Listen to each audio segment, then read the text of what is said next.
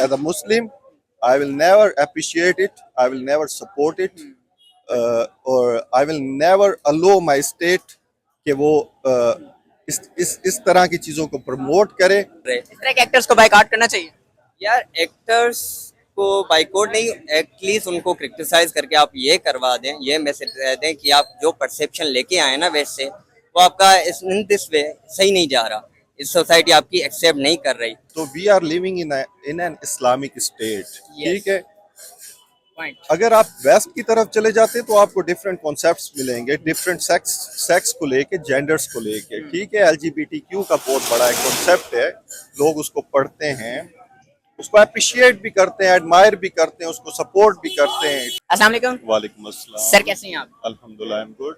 Good sir. अच्छा, आप मैं आपको एक ट्रेलर दिखाने जा रहा हूँ। एक नया ड्रामा सीरियल लॉन्च किया गया है, रिलीज किया गया है बरज़ख के नाम से।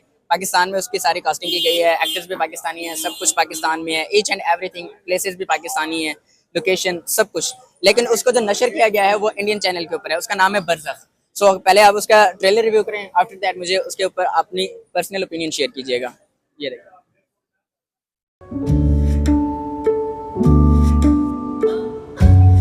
तो बात सान है यार, honestly speaking, I haven't seen yet this drama serial, लेकिन मैं इसका ट्रायल देख लेता हूँ, तो इसके अबाउट मैं आपको ओपिनियन देने की पोजीशन में हूँगा। Sanam Saeed female actor. Okay.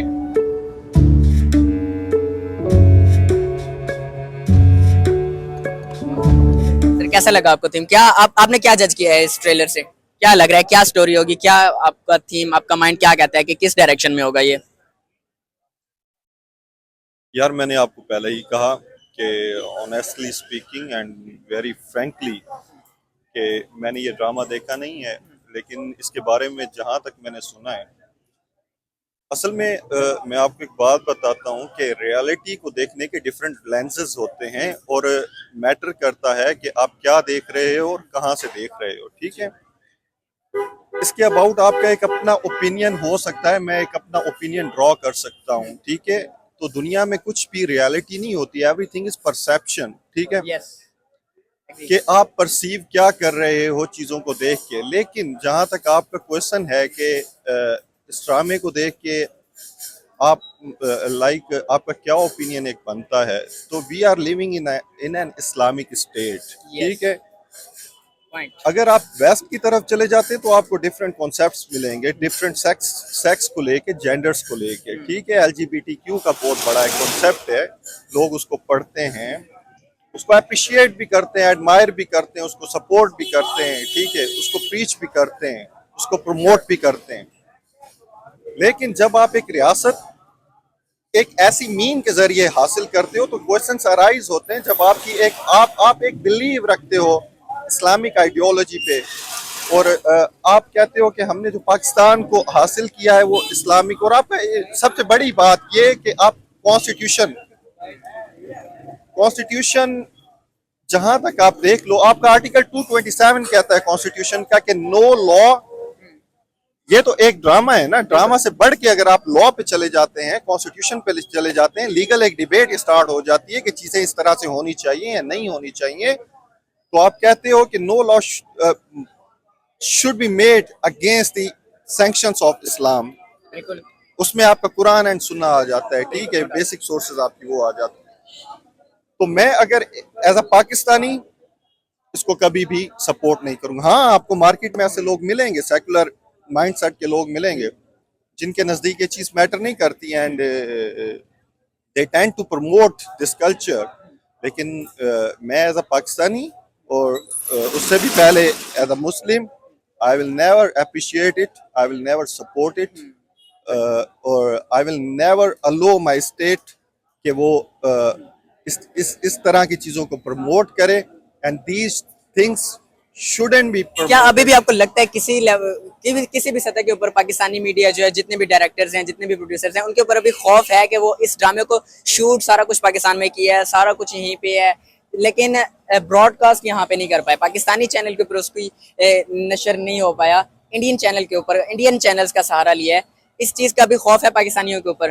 बाकी सारी चीजों तो उन्होंने हदें तो पार कर दी हैं सारी, लेकिन ये अभी खौफ है, क्या समझते हैं आप?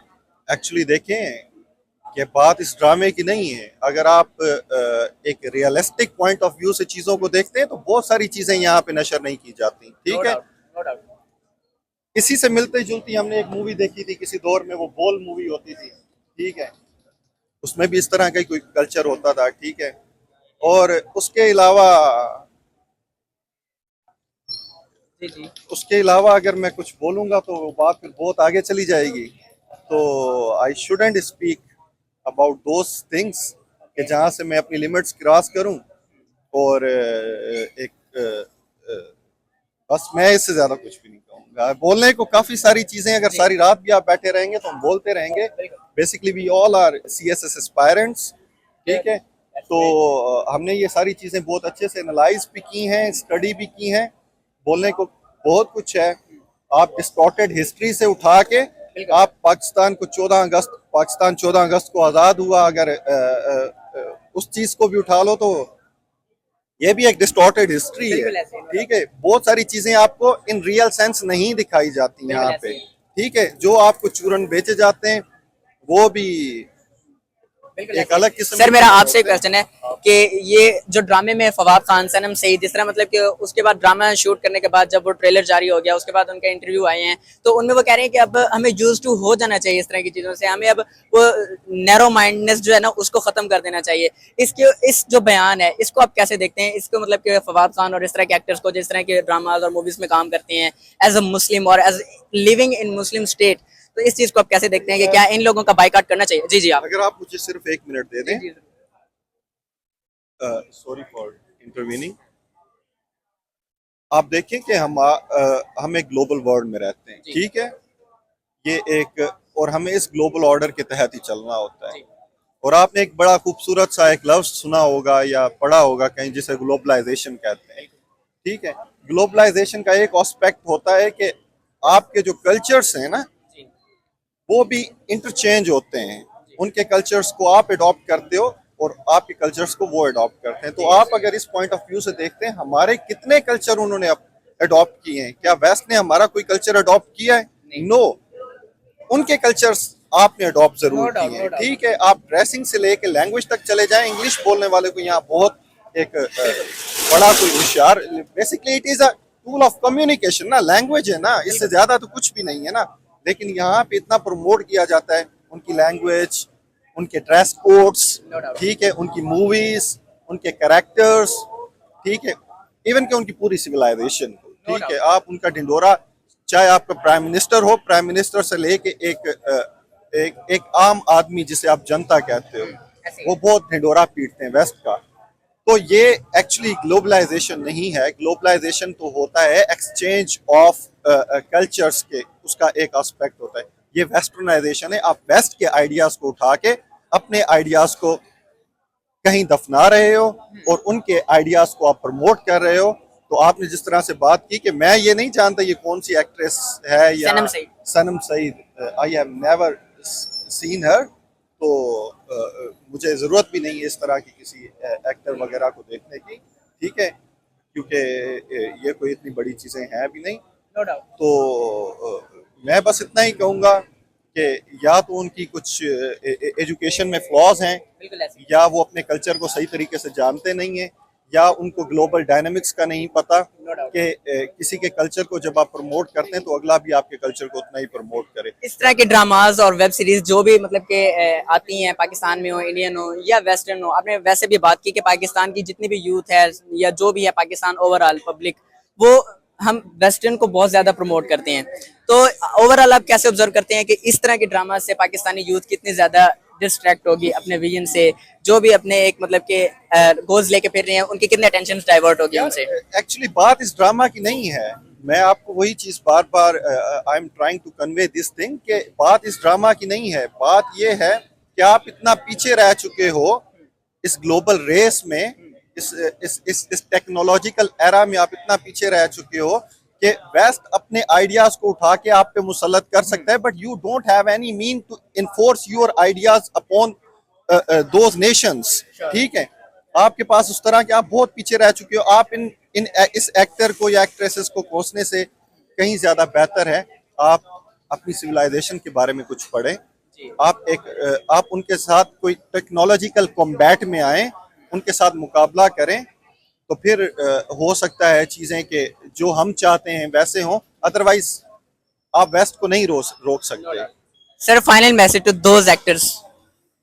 यार मैं यही कहूँगा कि आप अपने ना कल्चर और मोरल वैल्यूज को पहचानें। हमारी हिस्ट्री, हमारी तहरीक या हमारा ये प्रेजेंट भी ना, आपने ज्वाइलैंड को बैन होते देखा, आपने दूसरी भी फास्ट मूवी को यहाँ से बैन होते देखा है, वो क्रिटिसाइज होते देखा है। आप हमारे नेशनल हीरोज हैं यार, आपको दूसरे सोशल इश्यूज पे बात करनी चाहिए। आप हमारे नेशनल इंटीग्रेशन पे बात करें, हमारी यूनिटी पे बात करें, हमारा मुल्क इतना स्प्लिट हुआ है, उनको साथ मिलाने पे बात करें। आप और इतना सोशल डायलेमा देते जा रहे हैं और कंफ्यूज करते जा रहे हैं, तो लोगों को बता रहे हैं कि अगर तुम ये आइडियाज एक्सेप्ट नहीं करते तो और तुम नैरो माइंडेड हो, तुम पीछे रह गए हो, तुम इस सदी के ही नहीं हो। तो ये इम्पोज करने से आप बेहतर हमारी सोसाइटी को ना पीछे धकेल रहे हो, आप उन्हें मोटिवेट नहीं कर रहे। इस तरह के एक्टर्स को बाइकआउट करना चाहिए। यार एक्टर्स को बाइकआउट नहीं, एटलीस्ट उनको क्रिटिसाइज करके आप ये करवा दें, ये मैसेज दें कि आप जो परसेप्शन लेके आए ना वेस्ट से, वो आपका इन दिस वे सही नहीं जा रहा। इस सोसाइटी आपकी एक्सेप्ट नहीं कर रही। आपके हज़ारों फॉलोवर्स हैं यार, आप आगे आएँ, आप अच्छे इश्यूज पे बात करें, अच्छी मूवीज़ बनाएं। हम चाहते हैं कि हमारा ये जो बॉलीवुड है वो जाए आगे, लेकिन दुनिया में जो मैसेज पहुंचाएगा, आप वही वेस्ट का मैसेज पहुंचा के हमारे यहाँ से वहीं पहुंचा रहे हैं। तो ये यहाँ से कोई ना इम्पेक्ट नहीं पड़ रहा आपका, ना हमारी सोसाइटी को कोई फायदा हो रहा है। तो आप अपनी सोसाइटी का मैसेज आप हमें आम सोसाइटी जो हमारी है उसको शो करें, दुनिया को दिखाएं कि हम कैसे जी रहे हैं। तो यही मेरा आखिरी मैसेज है। Okay sir, thank you.